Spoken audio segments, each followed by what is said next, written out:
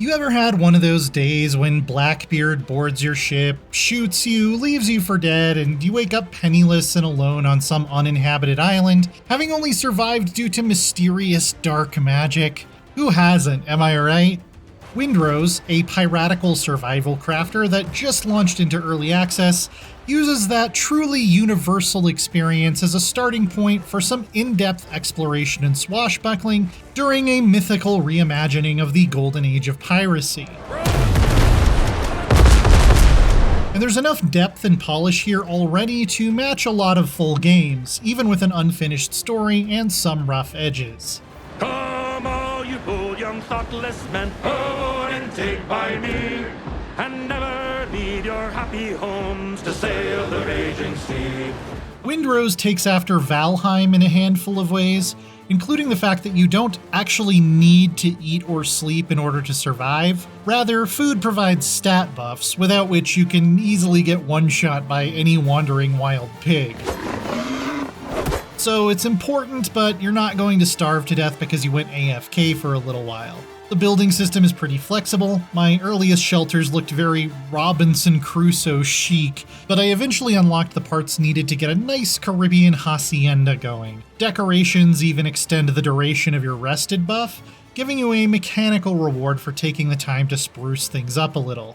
From chopping down trees to mining ore, there are a lot of familiar survival game chores to do, but for the most part, I found Windrose to be pretty respectful of my time. If I had to do something repetitive and tedious, I usually didn't need to spend so much time on it that I lost all interest.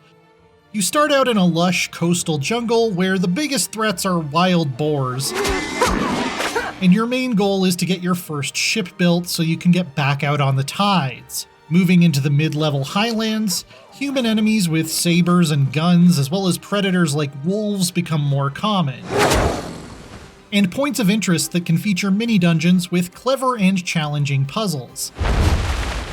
At the end of the current early access journey, you venture into the deadly cursed swamps, where spending too much time in certain areas can cause madness and instant death. The escalation of mechanical challenges and supernatural elements— oh yeah, Blackbeard is up to some kind of necromancy, by the way— meant that the loop of arriving in a new area and working towards the next upgrade tier didn't get too repetitive. With even more biomes planned for the full release, I'm curious to see just how supernatural we can go. The swamps are already pretty wild. Whether you're facing off against wildlife or the restless dead, ground combat is probably my favorite part of Windrose. The devs describe it as Souls-light, which is a label I'm a little bit hesitant to use as a big Soulsborne fan myself. I just think it's kind of over-applied. But this combat is quite responsive and kinetic. Parrying opponents at just the right time removes a shield icon from their health bar, which can eventually stun them and let you really go to town for a couple seconds. Pistols are quite powerful, but take a long time to reload, and melee weapons like sabers, rapiers, and chunky two-handers feel very different to fight with, including their unique special moves. The end chapter bosses can be brutally tough, too. You're my new punching bag. And I'm just showing you the first and most tame one here. Even with fully upgraded gear, I definitely got some of that Souls feeling in these hectic but satisfying encounters. My one complaint ties back to how stats are so heavily based on consumables, and as a result, dying to the same boss several times while you're learning the fight, which is a natural part of the progression, can require you to leave and go grind for resources if you don't want to face them on an empty stomach in a greatly diminished state. And that can get tedious. Me lunch. There are also some edge cases where the enemy AI causes everything to fall apart. Melee foes have a tendency to completely mob you and shove you into a corner, while you get wombo comboed to death from 50 different directions. This can normally be avoided by picking your battles wisely, running away, and using terrain, but the two most miserable missions in the entirety of Windrose were these ones that required me to board a pirate ship and fight like a dozen zombies in very close quarters. You can't even stand on the deck of your own ship and shoot at them because they're scripted to keep respawning if you're not on their vessel. I eventually had to cheese the whole thing by getting them stuck on a railing. This is simply terrible encounter design, but at least stumbles that big are rare. In comparison to the ground combat, which is generally strong but has some rough patches, naval engagements flip that script by being somewhat unremarkable with occasional moments of greatness. Cannons fire on realistic trajectories that require you to lead targets, so there is a high skill ceiling here, and I love that.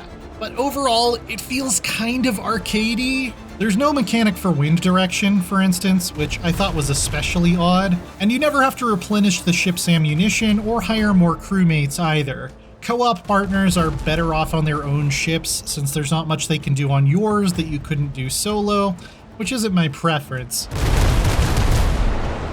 Boarding actions can be a great time though, since your crewmates will help you out in those, preventing the problem of getting mobbed by too many enemies in a tight space. The wave modeling is dramatic, with large swells making even the current biggest possible frigates seem small, while also providing cover from enemy cannons. But storms at sea can feel a little underwhelming. I don't think it's possible to capsize even in the freebie rowboat, for instance.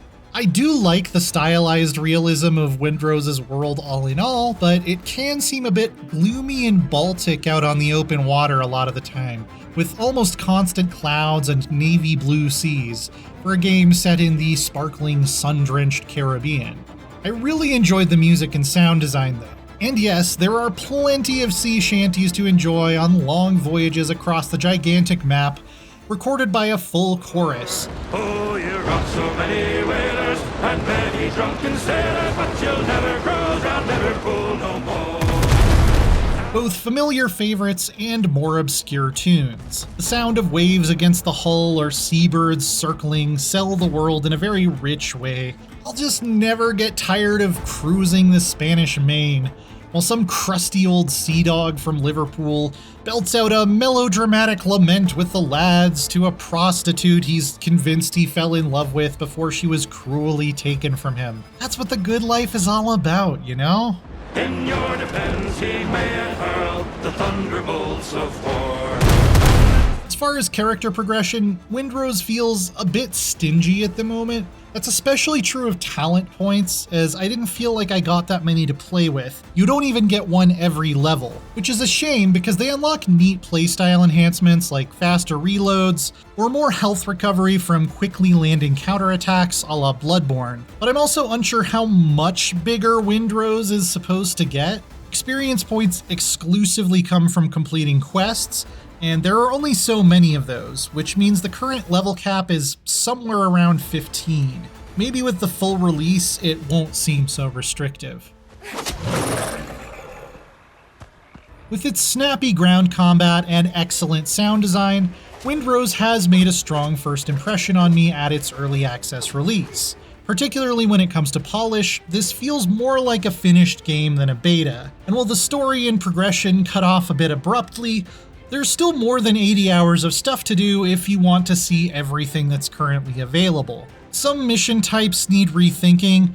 It's no fun to be mobbed on the deck of a ghost ship by 20 zombies with no means of stealth or crowd control. And I'm not absolutely wowed by the naval battles yet, but a robust building system and exciting handcrafted points of interest lay a strong foundation for some pirate adventures alone or with friends. If you want my thoughts on a different survival game for comparison, check out my review on the latest update for Valheim, or for a very different sort of co-op action, our review of Diablo 4's Lord of Hatred expansion. And for everything else, stick with IGN. £2 sterling a month had been my pay as I